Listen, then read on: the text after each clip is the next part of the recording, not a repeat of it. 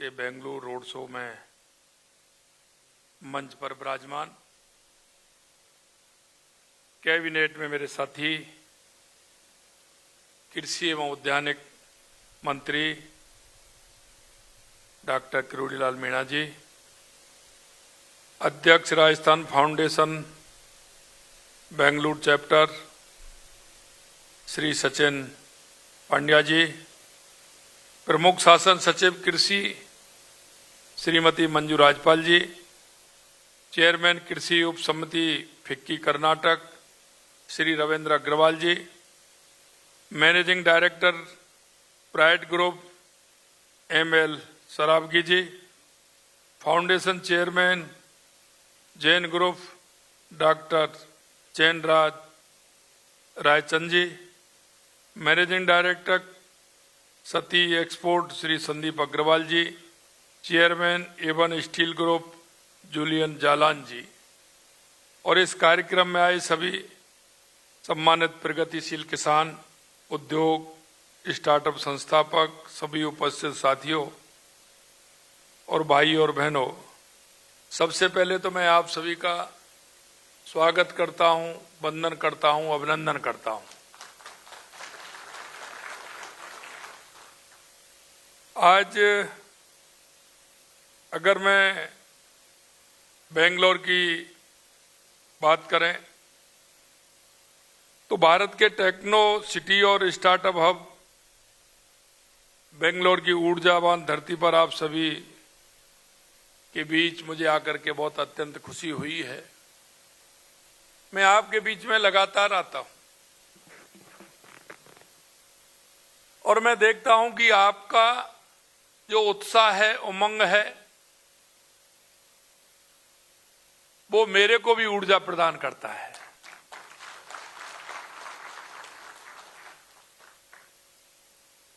क्योंकि राजस्थान जब 2024 में हमने किया था तो उस समय भी आपके बीच में मैं आया था।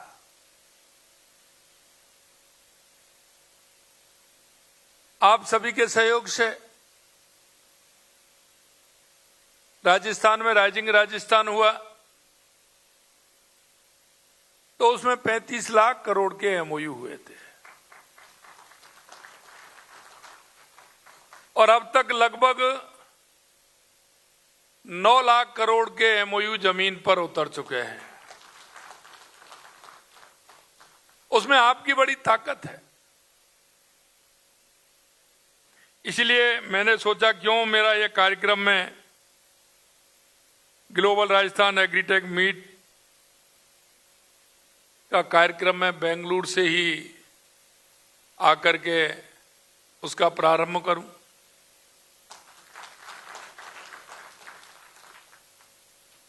तो मैं आपके बीच में आया और मुझे पता है कि जब आपके बीच में आया हूं तो निश्चित रूप से ये कार्यक्रम मेरा सफल होगा।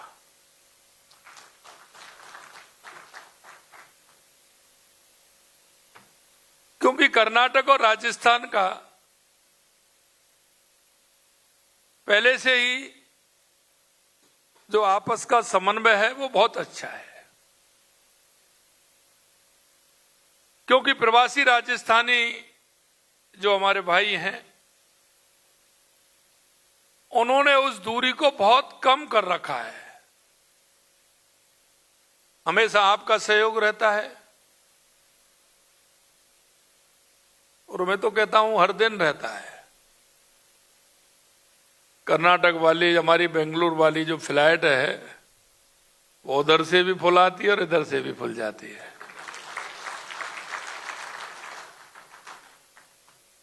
तो एक आत्मीयता है और मुझे ये भी पता है जब राजस्थान आप आते हैं तो यहां से जब जाते हैं तो 1 दिन और 2 दिन की कह के आते हैं, लेकिन आपको 4 दिन 5 दिन लग जाते हैं। आपको वो आपकी जो मिट्टी है वो आपको उस आकर्षण को आपके अंदर तक लाती है और आप दर्शन करने जाते हैं खाटू श्याम जी, सालासर जी के वैसे हो जाते हैं। फिर तो जीण माता भी जाना पड़ता है, साकमरी माता भी जाना पड़ता है, तनौट माता भी जाना पड़ता है, करणी माता भी जाना पड़ता है। तो आप आराम से घूम करके आते हैं और यही विशेषता है। मेरे भाई और बहनों, मैं एक बात जरूर आपसे कहना चाहता हूं कि राजस्थान देश का सबसे बड़ा क्षेत्रफल के हिसाब से सबसे बड़ा है और आप सब ये भी जानते हैं कि जब हमारे प्रवासी भाई कर्नाटक में आए थे तो कुछ उद्योग के लिए आए थे, बिजनेस करने के लिए आए थे, व्यापार को बढ़ाने के लिए आए थे, लेकिन कुछ परिस्थितियों में भी आए थे। मैं आपसे इतना ही कहना चाहता हूं, ये आपका राजस्थान बदल रहा है।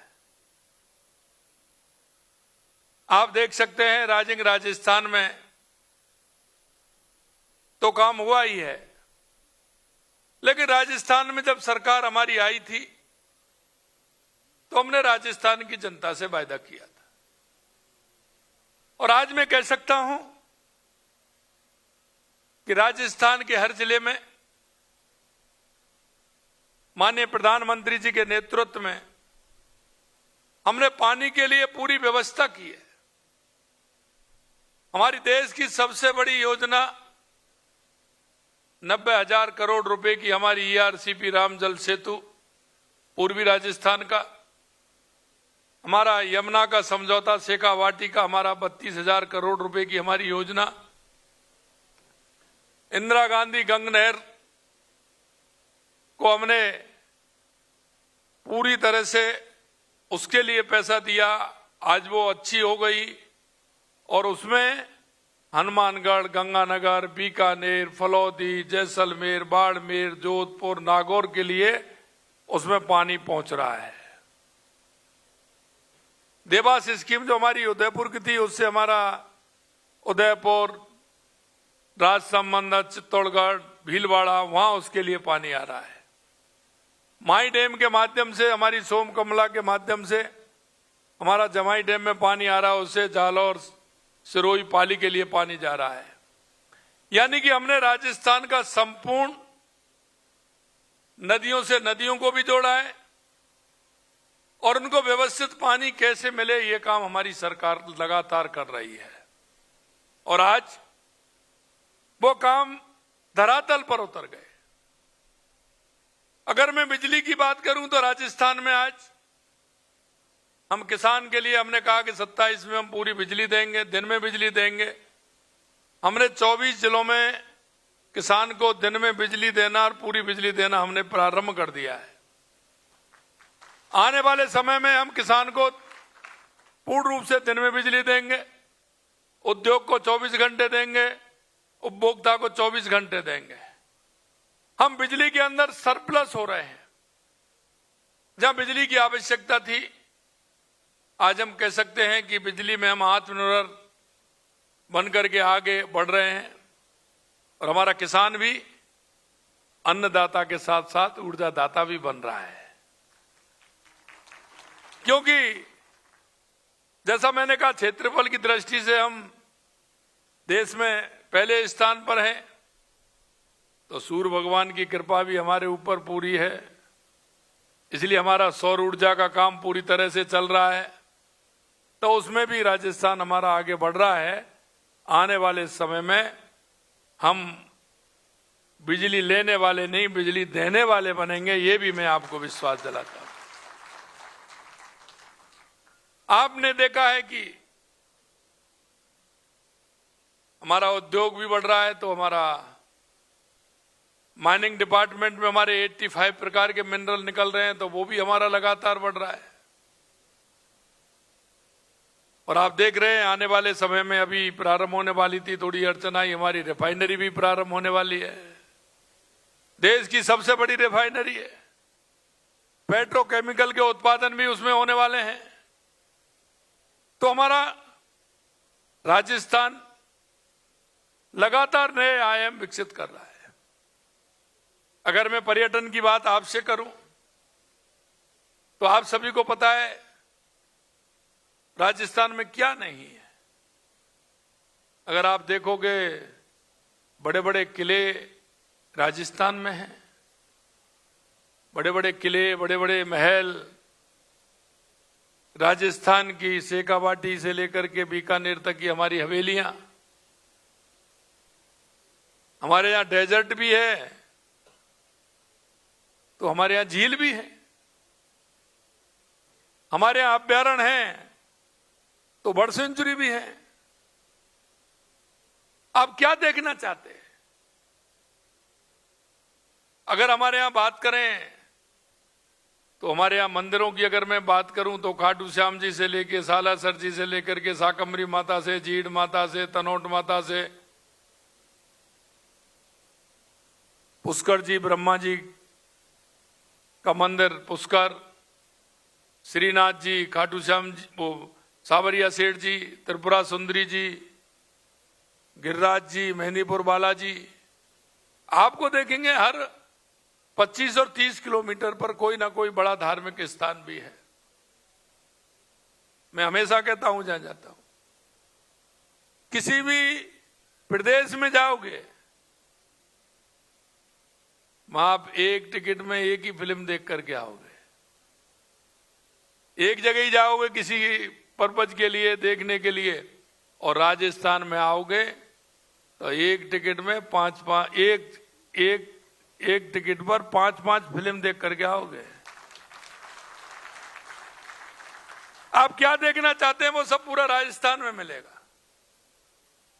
और इसलिए मैं आपसे कहना चाहता हूं, हमारे कृषि मंत्री जी ने बताया हम एग्रीकल्चर में भी हम आगे हैं और श्री अन्न में तो हम राजस्थान सबसे आगे है। हमारे वहां बाजरे की पैदावार होती है, ज्वार की पैदावार होती है, तिल की पैदावार होती है, मूंग की पैदावार होती है, उसमें हमारे यहां खाद डलता ही नहीं है। वो श्री अन्न ऐसा है कि बारिश पर निर्भर है, तो वो श्री अन्न सबसे ज्यादा अगर पैदा होता है तो राजस्थान में होता है। मेरे भाई और बहनों, मैं एक ही बात कहूंगा आपसे, जो हमारे देश के यशस्वी प्रधानमंत्री नरेंद्र मोदी जी हमेशा कहते हैं कि किसान बीज से बाजार तक के विजन को आगे बढ़ाते हुए लाभदायक खेती कैसे हो सकती है, हम उसकी ओर लगातार बढ़ रहे हैं। उसका आधार तकनीकी आधार है। आज मैं आपके सामने राजस्थान के कृषि क्षेत्र को आधुनिक बनाने और किसानों की आय बढ़ाने वाले आयोजन में आपकी सहभागिता बनाने के लिए आपको आमंत्रित करने के लिए मैं आया हूं। 23 से 25 मई तक ग्राम 2026 का आयोजन है। हमारा किसान खेती की नई तकनीकी, नए अवसरों से जुड़कर समृद्ध बने, इसके लिए हम ये ग्राम 2026 का आयोजन कर रहे हैं। राजस्थान के हजारों किसान, पशुपालक इसमें भाग लेंगे। कृषि विशेषज्ञ भी होंगे, वैज्ञानिक होंगे, तकनीकी जानकार भी होंगे। इसके दौरान एग्रीटेक, ड्रोन टेक्नोलॉजी, एआई, आधुनिक खेती, फूड प्रोसेसिंग, क्योंकि आपने देखा है कि राजस्थान के अंदर कोई सा भी क्षेत्र हो, उसकी पहचान अलग है। अगर मैं हनुमानगढ़ गंगानगर की बात करूं तो वहां किन्नू पैदा होता है, ईख पैदा होती है, चावल पैदा होता है। थोड़ा सा आगे चलोगे बीकानेर में तो वहां मूंगफली पैदा होती है। थोड़ा सा अगर जैसलमेर की तरफ बढ़ोगे तो वहां खजूर पैदा होता है। बाड़मेर, बालोतरा की तरफ जाओगे तो वहां अनार बड़ी तादाद में पैदा होता है। जालौर और बाड़मेर, पाली में आओगे तो वहां जीरा और ईसबगोल पैदा होता है। अगर आप थोड़ा सा बढ़ोगे हमारे तो डूंगरपुर, बांसवाड़ा में हमारी मक्का पैदा होती है। चित्तौड़गढ़ में आओगे तो वहां मक्का भी होती है, सोयाबीन भी होती है, अफीम भी होती है कि नहीं होती है? आगे बढ़ोगे आगे बढ़ोगे तो सोयाबीन, धनिया, आपका सौंफ, और अगर आप हमारे जहां से डॉक्टर किरोड़ीलाल जी आते हैं सवाई माधोपुर की तरफ बढ़ोगे तो वहां अमरूद की पैदावार होती है। थोड़ा सा अगर आप भरतपुर, करौली, धौलपुर इधर बढ़ोगे अलवर की तरफ तो वहां सरसों पैदा होती है। यानी कि विभिन्न क्षेत्रों में पैदावार होती है। मसाले सबसे ज्यादा राजस्थान के अंदर पैदा होते हैं। हमारी माता बहनें जानती हैं, सोजत की हमारी मेहंदी बहुत प्रसिद्ध है। माता बहनें जब जाती हैं तो राजस्थान से 2, 4, 5 पैकेट तो लेकर के आती हैं। सोजत की मेहंदी अलग है। नागौर की बात करें तो वहां मेथी पैदा होती है। तो अलग अलग है हमारा। तो वहां हमें आवश्यकता है कि प्रोसेसिंग यूनिट लगा करके हम उस उत्पादन को वहीं हमारे जो किसान हैं उसको फायदा उनको वहां मिले। अब पानी की कोई कमी नहीं, आने वाले समय में पानी और हो जाएगा। इधर माननीय प्रधानमंत्री नरेंद्र मोदी जी के नेतृत्व में हम पानी के क्षेत्र में काम कर रहे हैं, तो उधर वो बंसीवाला भी हमारी मदद कर रहा है। आप सभी को जानकारी है, लगातार 2 साल से राजस्थान के जितने बांध हैं वो फुल भरे हुए हैं, फुल हो जाते हैं। और अभी अभी मैंने रिपोर्ट मंगाई तो उसमें 350 बांधों में पानी अब भी अच्छा है। 200 के लगभग पानी उनमें कम हुआ है, 150 में थोड़ी कमी ज्यादा आई है। तो आने वाले बारिश के समय में वो भी हो जाएगा। पर्यावरण की बात करें तो हमारे राजस्थान में आपने देखा है, हमने 2 साल के अंदर लगभग 20 करोड़ पौधे लगाने का काम किया है। मेरे भाइयों बहनों, मैं एक ही बात आपसे कहना चाहता हूं, ये जो हमारा ग्राम 2026 हम कर रहे हैं, इसमें आपका सहयोग बहुत आवश्यक है। आप किस तरह का सहयोग कर सकते हैं? हम कर्नाटक से हमारे संबंध ऐसे हों कि लगातार यहां क्या आवश्यकता है उसको हम यहां दें, वहां क्या आवश्यकता है उसको आदान प्रदान करें। हमारे किसानों को कैसे हम आगे बढ़ा सकते हैं? हमने इसमें 5 डिपार्टमेंटों को शामिल किया है। ये हमारी तैयारी पिछले 6 महीने से इसकी हम तैयारी कर रहे हैं। इस विभाग में साथ में हमारा सहकारिता विभाग भी है, इसमें हमारा बिजली विभाग भी है, डेयरी और मत्स्य पालन भी इसमें है, इसके अंदर पशुपालन विभाग भी है, हमने सभी सिंचाई विभाग भी इसमें है। हमने उन सभी विभागों को जोड़ा है कि किसान की जो आवश्यकता है वो सभी विभाग एक छत के नीचे आकर के हमारे किसान का डेवलपमेंट कैसे हो सकता है, वहां की उस जिले की, उस क्षेत्र की स्थिति क्या है। कहीं अगर पशुपालन है तो वहां डेयरी का काम हम आगे बढ़ा सकते हैं। जैसे हमने कहा कि अगर कहीं फल हैं तो वहां फलों को कैसे हम मार्केटिंग में बेच सकते हैं, वहां कोल्ड स्टोर की आवश्यकता है या वहां पर हमारे वेयर हाउस की आवश्यकता है। हमें वहां क्या यूनिट लगानी है जिससे हमारे किसान को ज्यादा से ज्यादा फायदा मिले। संपूर्ण इस पर हमने विचार किया है और विचार करते हुए हम उसमें आगे बढ़ रहे हैं। तकनीकी आधार पर कृषि के नए युग की शुरुआत हम कैसे उसमें कर सकते हैं और इसके साथ साथ हमारा समन्वय और संवाद कैसे स्थापित हो, और समन्वय और संवाद स्थापित होगा तो उसका रास्ता निकलेगा।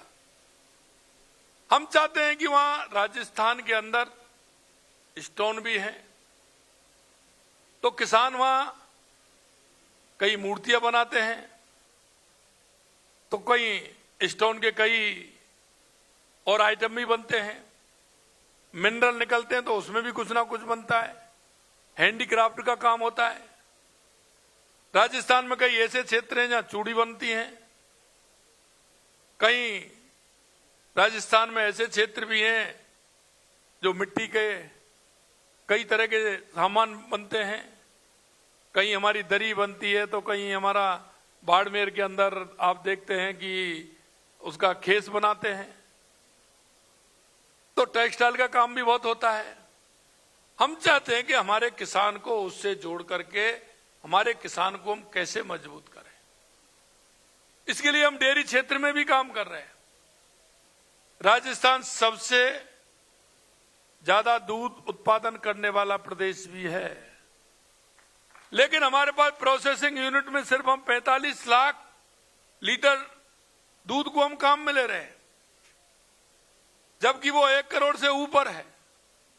हमने कहा है कि आने वाले हम 1 साल में 45 की क्षमता को बढ़ा करके 65 करेंगे और आने वाले 1 साल में हम उसको 85 लाख लीटर तक हम करेंगे। इसलिए हमने लगातार डेयरी के जो हमारे संयंत्र हैं उनको भी हम बढ़ा रहे हैं और हम वहां के जो यूनिट्स हैं उनको भी हम बढ़ा रहे हैं। इसके साथ साथ हमने सहकारिता को जोड़ा है।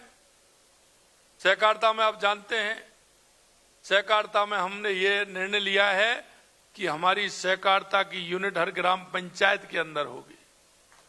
अगर जब वो सहकारिता से जुड़ेंगे तो हमारे किसान को उससे फायदा भी होगा, बीज भी मिलेगा, खाद भी मिलेगा, आवश्यकता की चीजें वो भी मिलेंगी।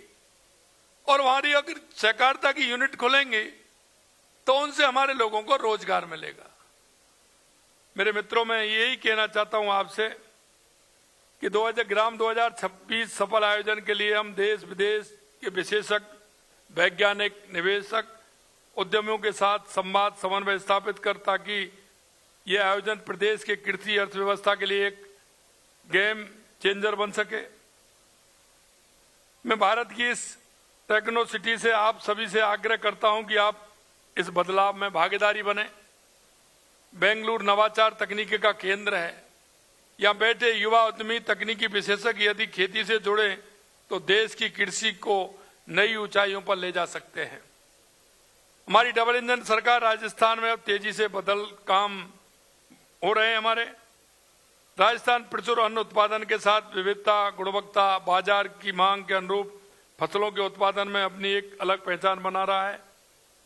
माननीय प्रधानमंत्री जी के अन्न को चमत्कारी अन्न बताया था। उनके प्रस्ताव पर संयुक्त राष्ट्र महासंघ द्वारा वर्ष 2023 में अंतर्राष्ट्रीय मिलेट वर्ष घोषित किया गया था। मुझे बताते खुशी होती है कि आप सभी जाते होंगे राजस्थान, बाजरा तो राजस्थान से ही लाते होंगे, मसाले और बाजरे तो वहीं से आता है आपका, चाहे लाएं उतना ही, लेकिन आता जरूर होगा। अन्न उत्पादन में हमारा प्रदेश अग्रणी है। जैसा मैंने कहा, सरसों, तिलहन, जौ, ग्वार, ईसबगोल, जीरे का उत्पादन होता है। मसालों में मेथी, लहसुन, सौंफ, धनिया, अजवाइन, क्या पैदा नहीं होता है? राजस्थान में सब कुछ पैदा होता है। इस राजस्थान में मैंने बताया आपको कितना काम हुआ है, और इसमें भी मैं आपको बता दूं, राजस्थान में कृषि के क्षेत्र में भी एमओयू हुए थे। उसमें कृषि क्षेत्र की अनेक कंपनियों ने इस समिट में 44,000 करोड़ के 2,500 से अधिक के एमओयू साइन किए। उसमें 751 एमओयू पूर्ण हो चुके हैं। लगभग 9,000 करोड़ रुपए के अधिक निवेश कृषि क्षेत्र में धरातल पर आ गए हैं। आवश्यकता है राजस्थान में फूड प्रोसेसिंग, कोल्ड चेन, जैविक कृषि, स्पाइस पार्क, कृषि तकनीकी में निवेश में अनेक अवसर उपलब्ध हैं। हम चाहते हैं कि आप आएं और उनमें अपना पूरा सहयोग दें। और मैं एक बात और मैं कहना चाहता हूं कि आपने अपनी मेहनत से, अपने व्यवहार से यहां पर अपना स्थान बनाया है। यह आपकी कर्म भूमि है। हमारे प्रवासी भाई की यह खूबी है, क्योंकि राजस्थान की मिट्टी की खुशबू जो है वो आपने दुनिया में फैला रखी है, क्योंकि आप वहां की संस्कृति से, वहां के कार्य से जुड़े हैं।